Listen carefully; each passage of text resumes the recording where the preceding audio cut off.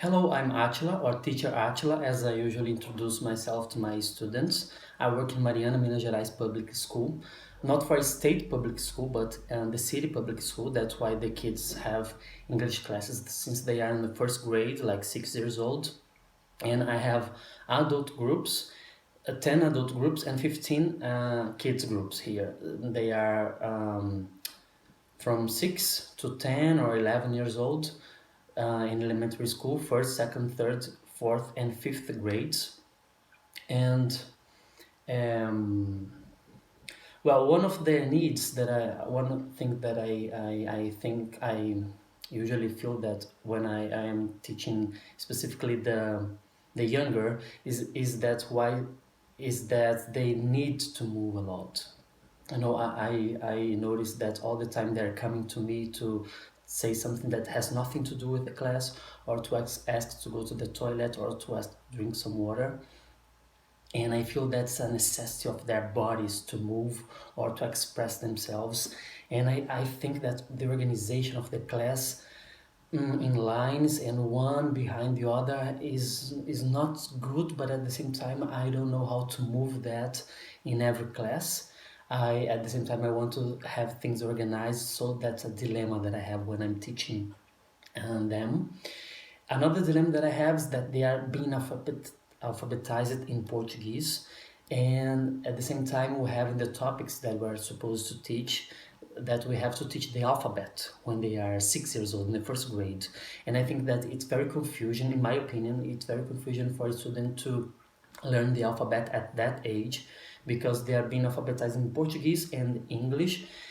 And if I teach the alphabet in English, I am making everything very confused, as the pronunciation of the vowels is very different. Like when I say E, meaning letter E, they understand that I'm referring to letter I in Portuguese. So that's a very confusing thing.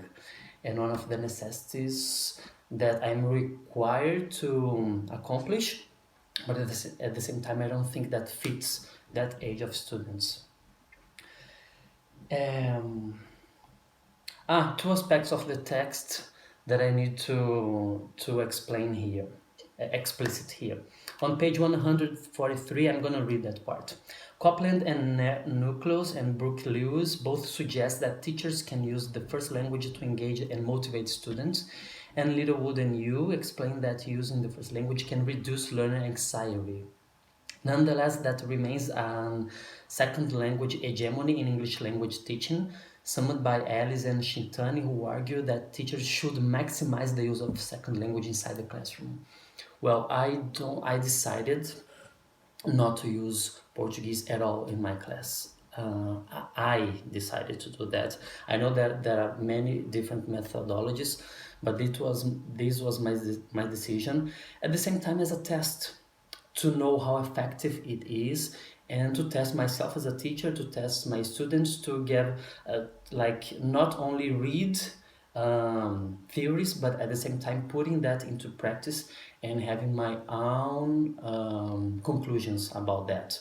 Is first language and second language effective, or only second language is more effective? Okay, but at the same time, I don't prohibit the students to use the Portuguese in the class, of course, because at the same time it's effective when I'm explaining something. And for example, one student understands, and he says or she says in Portuguese, I ask them to talk to the whole class in Portuguese. So I use like an interpreter, one of the students playing the part of interpreter.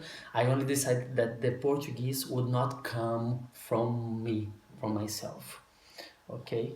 And at the same time, I think that this is interesting because I'm putting them in a real context. No, I don't want to only introduce grammar, but I want to teach them for life. Another quote here on page 148. That's they say here, an early start does not result in gains over students with a later start in terms of language proficiency. So I believe in that too. I don't think that teaching them when they are 6 years old is gonna help so much in the future.